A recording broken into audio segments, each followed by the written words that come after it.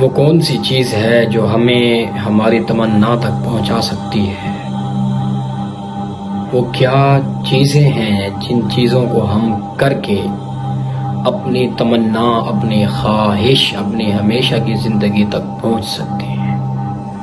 اور ہمیشہ کی زندگی سے مراد خوبصورت زندگی، تکالیف والی، بلاؤں اور مصیبتوں والی، پریشانیوں والی زندگی نہیں۔ تو آئیے ذرا اس چیز کی طرف آتے ہیں کہ وہ کیا چیز ہے جس کو کر کے ہم جنت حاصل کر سکتے ہیں۔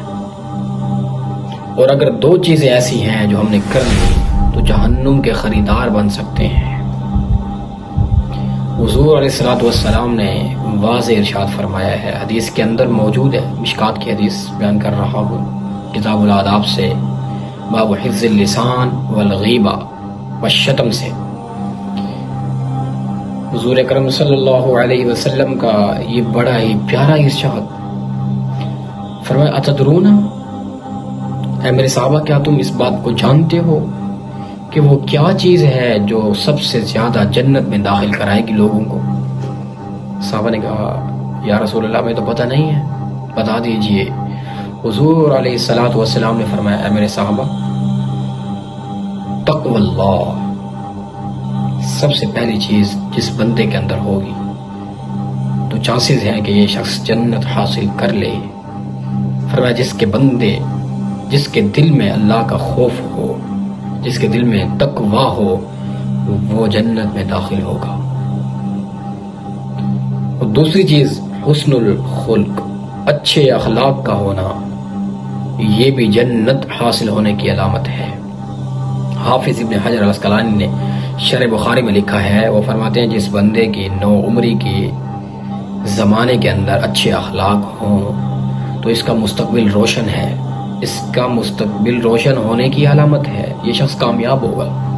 اور جو لڑکپن میں ہی برے اخلاق رکھتا ہے، جس کے اخلاق اچھے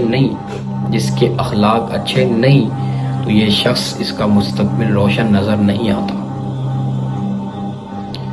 تو اس کو ذہن میں پیوست کر لیجئے کہ یہ دو چیزیں آپ کو جنت میں زیادہ داخل کرا سکتی ہیں۔